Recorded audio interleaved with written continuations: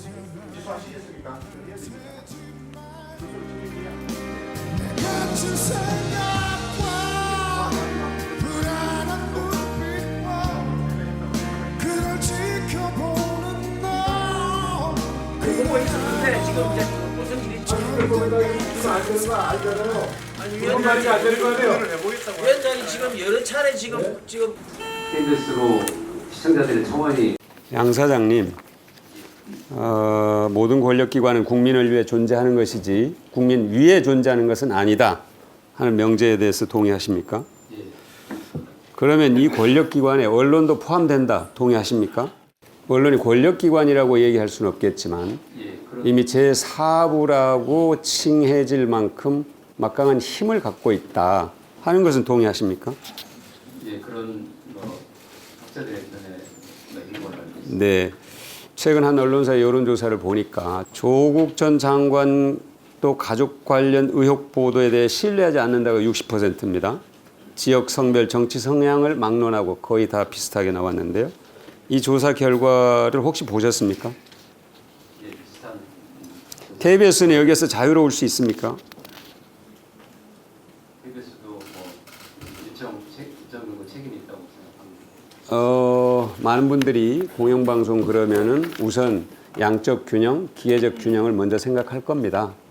과거에 독재정권 시절에는 그것만이라도 할 수 있다면 하는 간절한 소망이 있었던 것이 사실입니다.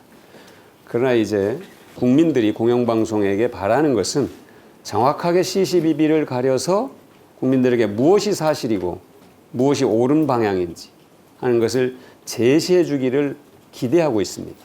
동의하십니까?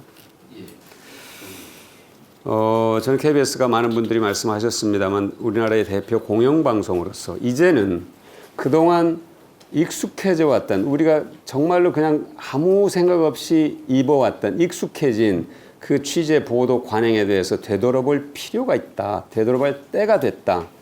동의하십니까? 예. 전에 사장을 지내셨던 정현주 전 사장님도 그런 말씀을 하셨더라고요. 이번에 논란이 됐던 그 기자들이 그런 의도를 갖고 있었던 것은 아닐 것이다. 그 기자들도 지난 9년 동안 바른 보도를 하기 위해서 굉장히 애를 썼던 기자들로 알고 있다. 그런데 이제는 관행과 익숙해진 잘못된 관행과 결별해야 되는 문제를 생각할 때가 아니냐. 이런 굉장히 애정이 담긴 고언을 하셨더라고요. 혹시 보셨습니까? 예. 보고 화면 한번 보겠습니다. 한 10년 전의 일인데요. 이른바 논두렁식에 관련 보도인데 2009년 4월 22일 KBS가 먼저 보도를 했고요. 그 다음에 한 조간신문이 받았고 5월 13일 SBS가 논두렁에 버렸다는 리포트를 보도합니다. 노 대통령이 서거하기 딱 열흘 전인데요. 사실 정말로 경쟁적으로 정제되지 않은 보도들이 쏟아졌던 시기였습니다. SBS가 자체 조사를 진행했는데 2017년에 저 화면을 내려주시죠. 조사위원으로 참여한 위원은 다음과 같이 말했습니다. 놀랐던 점은 기자로서 노 대통령의 발언 검증을 더 면밀하게 하지 않았다는 점, 그리고 다른 언론사들이 아무 검증 없이 그냥 막 가져다 썼다는 점이었다. 다음 자료 한번 보시겠습니다. 노무현 대통령이 돌아가신 이후의 언론 보도 내용입니다. 무너진 피의자 인권 비극 불렀다. 표적 사정 맥락 못 짚고 검찰 발표에 의존했다. 검찰의 주장을 검증 없이 그대로 기사화했다. 피의사실 공표죄 유명무실하다. 뭐 이런 일종의 자성적 그런 다짐들이 있었습니다. 그게 10년 전의 일인데요. 다시 다음 화면 보여주시겠습니다. 그해 8월에 한국언론진흥재단에서 발간한 자료집에 실린 언론인과 언론학자 약 460여 명의 설문 조사 결과입니다. 언론의 피의사실 보도가 개선돼야 된다. 85%입니다. 그리고 수사기관의 피의사실 공표에 대해 잘못하고 있다. 64%였습니다. 양 사장님, 잘못된 관행과 결별하겠다는 언론계의 다짐이 10년이 지난 지금도 저는 유효하다고 생각합니다. 양 사장님 동의하십니까? 예. 동의합니다. KBS 제작 가이드라인 좀 보겠습니다. KBS 제작 가이드라인입니다. 인격권 침해 방지, 사건 보도에 있어서 단정적 표현 금지, 특히 제 눈을 끈 것은 피의자에 대해 보도할 때 피의자가 내 가족이라면 하는 생각을 갖고 인권을 최대한 존중해야 된다. 인간의 얼굴을 인간의 얼굴을 한 보도를 하자 하는 그런 KBS 내 저는 굉장히 중요한 기준이라고 생각하는데요. 이 기준에 과연 충실했을까요? KBS 보도가 충실했다고 보십니까? 이번 계기에 조사위원회를 구성을 했고 KBS를 성찰적으로 좀 돌아보고 나중에 종합적으로 보고서를 만들어서 좀 발표하겠습니다.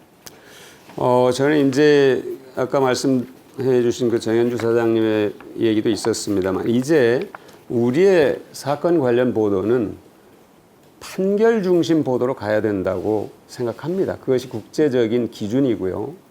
수사 단계 보도에 대해서는 매우 신중해야 되는데요. 다른 나라들의 추세를 보면은 대체로 그렇습니다.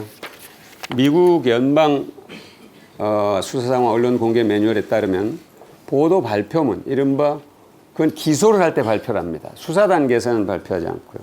피고인이 법정에서 유죄가 가려질 때까지 무죄로 추정해야 한다는 문구를 반드시 보도 자료에 넣고 있고요.